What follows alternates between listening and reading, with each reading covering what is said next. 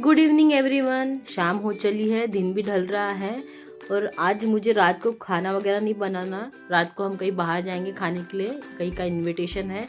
तो मेरे पास शाम के 2-2.5 घंटे बचे हुए हैं जिनको मुझे यूटिलाइज़ करना है कुछ करके घर का काम।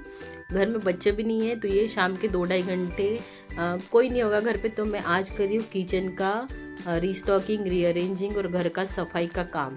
तो आप सोच रहे शाम में क्यों? तो क्योंकि बच्चे नहीं है घर में तो कोई बीच बीच में बोलने वाला नहीं होगा, इसलिए मैं ये काम अभी कर रही हूँ ताकि मेरा टाइम भी यूटिलाइज हो और घर का कुछ काम भी हो जाए।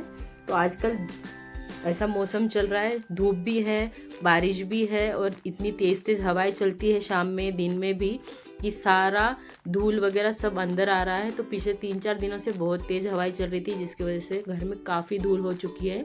तो वही मैं उसी की सफाई करने का सोच रही थी। तो आज मुझे समय मिला है खाली, तो मैं उसी का उपयोग करके सफाई करने का सोच रही हूँ। तो सबसे पहले घर में पूरे जाले निकाले, मैंने झाड़ू लगाया। उसके बाद मैंने कर्टन्स निकाले धोने के लिए क्योंकि वो भी काफ़ी गंदे हो चुके थे। कर्टन निकालने के बाद मैंने उसकी ये जो रॉड्स थी सारी पर्दे वाली कर्टन की, वो भी मैंने साफ़ कर दी। तो इसको साफ़ करने के लिए सादा स्पॉन्ज लिया है जिसको मैंने लिक्विड डिटर्जेंट से डिप करके मैंने सारी रॉड्स साफ़ की थी। तो रात को मैंने इतना काम किया, सफाई वगैरह का सारा जो चादरें पर्दे थी वो निकाल के रखा था। और दूसरे दिन सुबह का काम ख़त्म करके मैंने सारे पर्दे, चादरें, सोफ़ा कवर सब कुछ धो लिया था इस तरह से। और सब काम ख़त्म करने के बाद मैं किचन में आई, बहुत भूख लगी थी और नाश्ते का वक्त भी हो रखा था। तो मैंने नाश्ता बनाया और संडे है, हम नागपुर वाले हैं तो पोहा तो बनेगा ही बनेगा। इसमें भी मेरे ससुर जी बाहर से खा के आए थे तो मैंने हम तीनों के लिए ही नाश्ता बनाया। नाश्ता बनाते बनाते मेरे आलू प्याज भी जल गए। नॉर्मल तड़का दिया है मैंने, राई जीरा, आलू प्याज और थोड़ा सा धनिया पत्ता का। नमक मैंने आलू प्याज के पकने के वक्त ही डाल दिया था। फिर मैंने उसमें पोहा डाला और ये हमारा पोहा रेडी था। तो पोहा भी काफ़ी ड्राई हो चुका था, कम तेल में बनाया था इसलिए। तो पोहा रेडी था। बहुत ड्राई होने की वजह से मैंने पोहा के साथ रात की, मतलब कल के दिन की बची हुई थोड़ी सी सब्ज़ी थी वो खा ली। तो मेरा नाश्ता हो चुका था। कुछ डिब्बे मैंने पहले ही धो के रखे थे किचन का काम करते वक्त, वो सूख गए थे। ये दूसरा स्लॉट है जो मैंने बर्नियाँ वगैरह धो के रखी थी। अभी उसको रिस्टॉक, मतलब सारा सामान जो मैंने लाया था ग्रोसरी, वो भरने का समय था।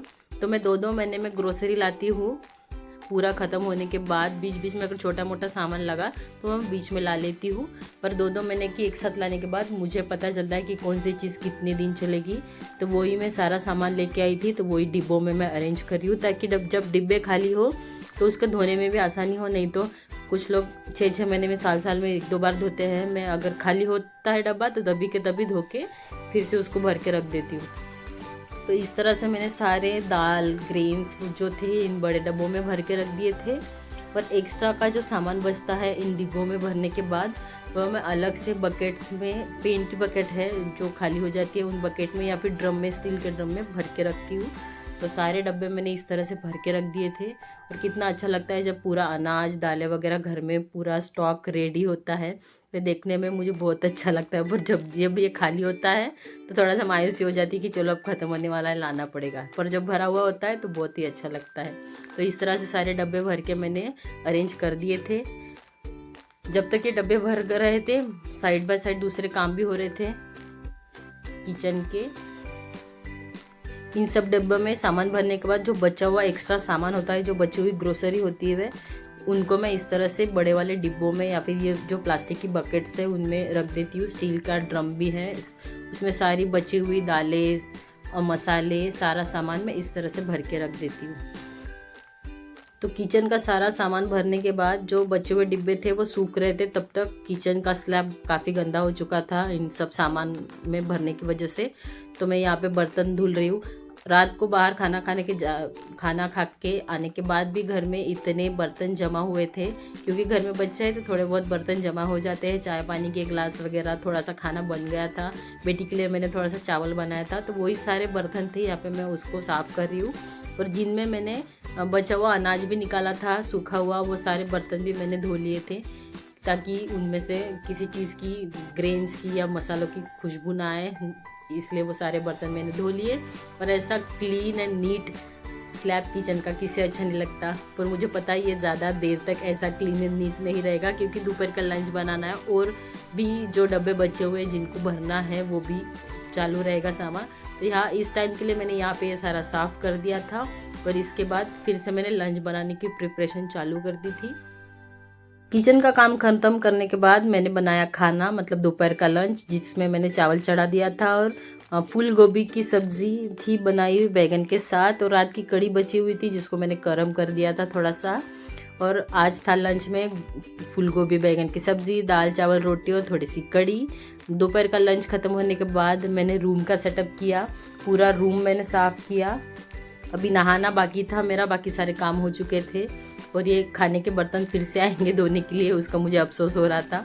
किचन का काम ख़त्म करने के बाद मैंने किया बेडरूम को क्लीन, पूरा बेडरूम मैंने यहाँ की चादरें वगैरह धो दी थी तो वो मैं उसको फिर से लगा रही हूँ। आप देख रहे गद्दे के ऊपर बैनर रखा है मैंने नीचे, तो वो इसलिए ताकि गार्गी मेरी बेटी है जो रात में कभी कभी सूसू करती है तो वो जो है वो गद्दे के अंदर ना जाए, इसलिए मैंने यहाँ पे बैनर लगा के रखा है नीचे। तो पूरा रूम इस तरह से मैंने सेट किया और फिर मैं गई नहाने, नहा धो के रेडी थी। तब तक मेरा जो बर्नी वाला स्लॉट था डिब्बों का वो भी सूख के रेडी हो चुका था, उसमें भी सामान भरना बाकी था। तो जो सामान वाली रैक थी वो भी मैंने धो दी थी, तो मैं फिर से लगा रही हूँ यहाँ पे। जैसे मैंने कहा था बर्तन अभी और निकलेंगे, तो बर्तन निकले पड़े हैं, उसको भी धोना है, तो वो मैं बाद में धो दूँगी। तो इस तरह से मैंने रैक लगाई और उसमें जो डब्बे रखने होते हैं उसमें सारा सामान भर दिया। इन डब्बों में छोटे छोटे मसाले, खड़े मसाले, तेज पत्ता वगैरह, तिल वगैरह, ऐसे छोटे छोटे मसाले, नमक, राई, जीरा, ऐसा सब होता है इस रैक में। तो मैंने यहाँ पे वो रखा है। ये वाला सारा काम ख़त्म करने के बाद मैंने किचन का सारा काम ख़त्म किया। किचन का सारा काम ख़त्म करने के बाद देख सकते हैं पूरा up to date neat and clean kitchen था मेरा। अब देखेंगे आगे। तो इस तरह से 2 दिन का मैंने पूरा समय का यूटिलाइजेशन किया अपना किचन का, रीअरेंजिंग, रिस्टॉकिंग, सारा ग्रोसरी भरने का। ये जो 2 महीने में एक बार निकलता है वो हर इसमें करती हूँ मैं। तो ये फाइनल आउटकम था मेरे घर का, साफ़ सुथरा घर, नीट एंड क्लीन सब कुछ। इसके बाद हमने डिनर किया और डिनर में था गुलाब जामुन, सब्ज़ी, रोटी और चावल। बस आज के लिए इतना ही। कैसा लगा आपको मेरा video? Comment me. Thank you, bye bye.